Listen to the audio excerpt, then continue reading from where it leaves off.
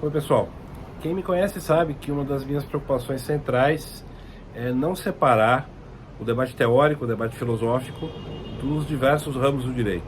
O direito civil, direito penal, direito comercial, direito societário, etc, etc. Acho que a ligação entre essas duas maneiras de pensar é fundamental, o que o professor Tércio talvez chamasse de zetética, né?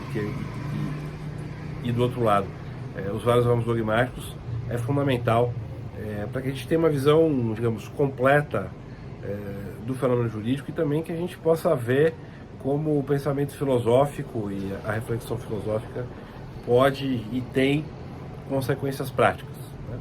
Vou dar um exemplo, talvez dois, para que isso fique mais claro, de pontos, inclusive, que, né, os alunos e as alunas têm dificuldade, muitas vezes, de compreender quando estão estudando as categorias dogmáticas, e muitas vezes alguns professores, essa é a minha experiência pelo menos, têm dificuldade de explicar, pelo menos quando eu leio os livros, né?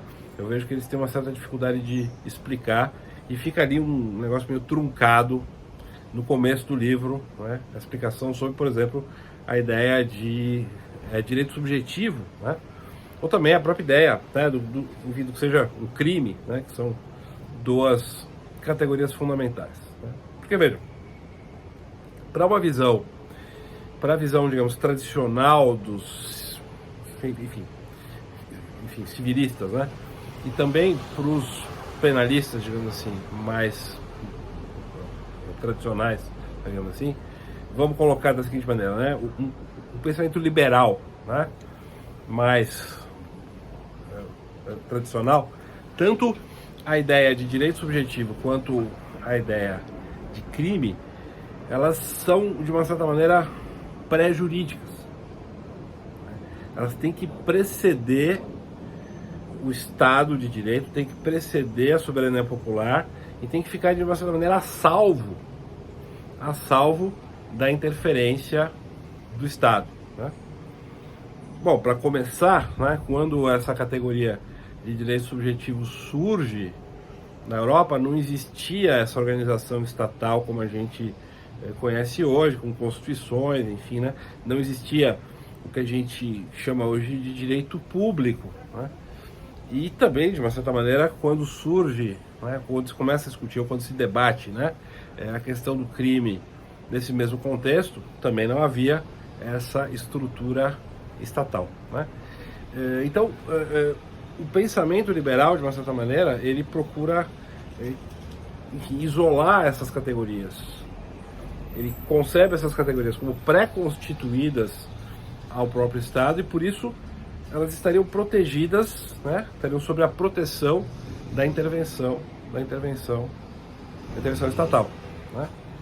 No caso do direito penal, isso sofreu, por exemplo, uma transformação ali no século XIX, que aí veio a criminologia, a ciência, né?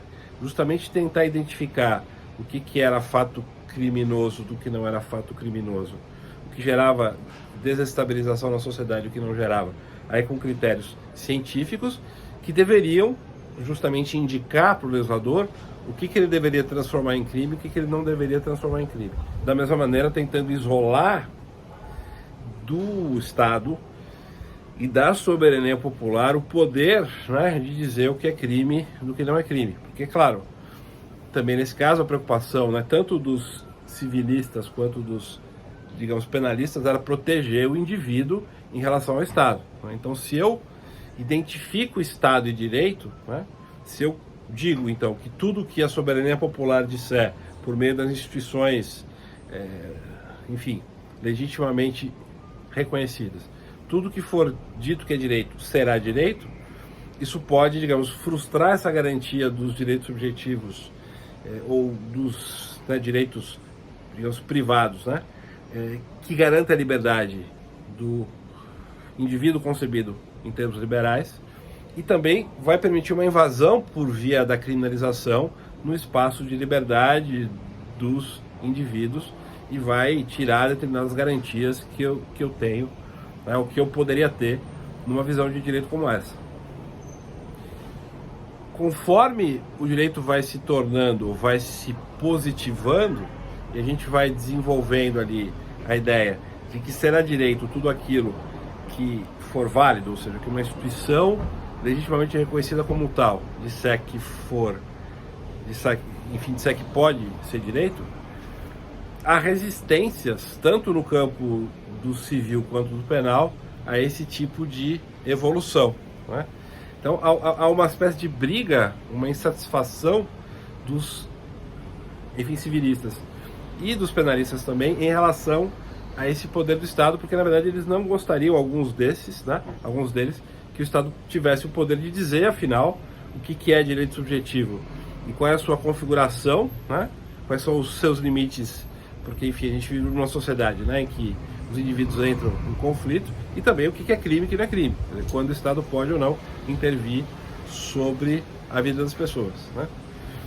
O filósofo do direito que melhor expressa essa dificuldade é o Michel Vieille, né? Que é um filósofo francês que escreveu um livro que se chama Direitos Humanos, que o direito e os direitos humanos, saiu em português pela editora Martins Fontes, e é um livro que expressa essa insatisfação do ponto de vista mais do direito civil, enfim, isso fica mais claro, né? Mas ele poderia também ter escrito do ponto de vista do direito penal, né? Então veja, uma visão mais tradicional do direito civil, uma visão mais tradicional do direito penal, mais liberal, radical, acaba sendo uma visão, né, por incrível que pareça, de forte influência justnaturalista e não positivista. Aí que vem o ponto. E não positivista. E que valoriza o Código, né, o Código Penal e o Código Civil como expressão de uma verdade sobre o ser humano, uma verdade liberal sobre o ser humano, que deve ser preservada, inclusive contra o poder do juiz, inclusive contra o poder do Estado, né? Claro que tudo isso se formou, essa ideologia toda se formou em momentos em que o Código era o centro da legislação e não a Constituição.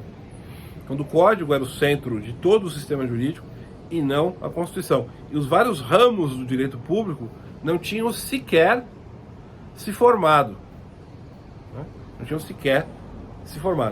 Né?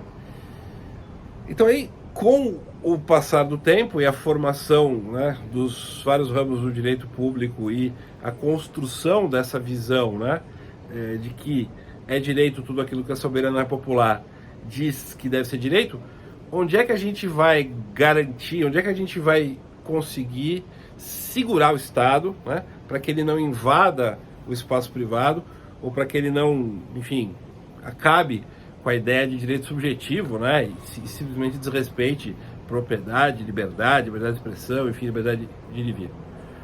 Tudo isso tem que estar escrito na Constituição, tudo isso tem que estar escrito, né, no capítulo dos direitos fundamentais. Então vão ser os direitos fundamentais que vão, num momento posterior ali, século XIX, século XX, né, e com a construção dos vários ramos do direito público e do constitucionalismo e dos estados constitucionais, né, vai ser via direitos fundamentais que a gente vai segurar o Estado para não invadir a esfera da individualidade, né? Mas com uma desvantagem, digamos assim, para esses autores liberais mais radicais, né? Os direitos fundamentais, claro, eles vão sendo estabelecidos por meio de declarações escritas, depois eles entram no texto constitucional, mas eles também podem mudar de sentido e o seu sentido pode ser disputado por meio da interpretação, né? O direito tem um aspecto de indeterminação, né? E também a legislação que vai sendo aprovada pode transformar, né, o sentido daqueles direitos fundamentais e, portanto, mexer na separação entre público e privado, mexer na divisão entre poder do Estado e poder do indivíduo, mexer no que é crime e no que não é crime, ao sabor justamente da vontade da soberania popular, né? E fica para trás, se perde aquela ideia de que haveria alguma coisa fora do poder do Estado, fora do poder da soberania popular, que deveria ser preservada, inclusive contra o Estado e contra a vontade política da população, né? Esses embates, né, esses embates argumentativos explicam boa parte das controvérsias atuais, tanto eu acho no direito civil quanto no direito penal, né? Por incrível que pareça, aí vocês podem ir falar nos comentários se eu estiver falando bobagem, se vocês acharem que eu estou equivocado. Mas um garantista radical mesmo, né, assim, ele beira uma posição liberal clássica justnaturalista, né? Ele beira o justnaturalismo, em que ele vai quase que, né, dizer que o Estado não deveria encostar, ou não, enfim, não deveria ter nenhum poder para invadir uma esfera ali de liberdade privada que deveria ser recortada, né, com base em princípios filosóficos, etc., e não por meio do poder político, né? Da mesma maneira, um civilista liberal radical, digamos assim, vai partir por um caminho semelhante e vai resvalar numa posição justnaturalista, sim, quando defende uma concepção de privado, né, ou da esfera privada, que deveria ser imune, né, à atuação do Estado e à atuação da soberania popular, né? É claro que essa visão de direito contemporânea, né, ela implica, evidentemente, riscos, né? Eu tenho aí o risco do populismo penal, né, de criação de normas, enfim, que criam crimes pelo simples ao sabor da emoção da plateia, e aí mexem na dosimetria da pena, fazem uma confusão absurda, como a lei dos crimes hediondos, né, que do ponto de vista da técnica jurídica é uma lei, quer dizer, horrorosa. Se vocês estudarem, vocês vão ver, a despeito dela ter boas intenções, mas enfim. E também no campo do direito civil, eu abro espaço para, eventualmente, né, você ter intervenções injustas sobre o mundo privado, enfim, etc. Mas o problema é, será que a gente tem uma alternativa a isso?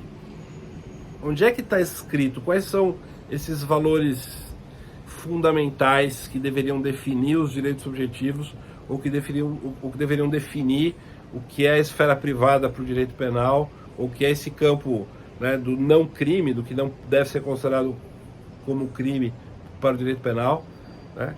Onde é que estaria uma teoria, uma doutrina, uma visão, uma verdade, né, que convencesse todo mundo, né, dos limites, né, de determinados limites que deveriam ficar salvos até mesmo da vontade do poder do Estado ou da soberania popular?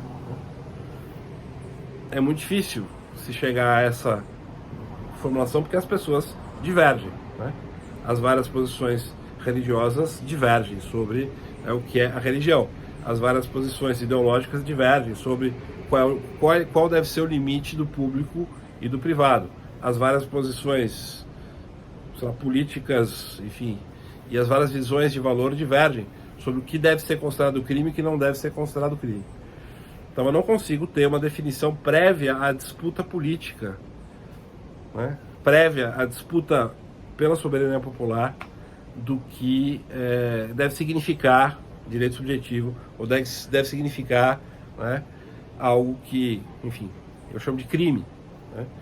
A única saída que temos é, então, disputar isso democraticamente, sob a proteção mínima, né, dos direitos fundamentais, mas, enfim, abrindo espaço para que a soberania popular defina, né, quais vão ser esses limites. E aí vocês veem como, na definição desses conceitos fundamentais de dois ramos do direito, está implicado todo um debate jurídico-filosófico que vem ocorrendo, pelo menos desde o século XVII. Né? Ele está presente ali de maneira muito viva e aparecendo na boca dos agentes, né? dos agentes políticos e dos representantes também do campo jurídico. Tá bom? É isso.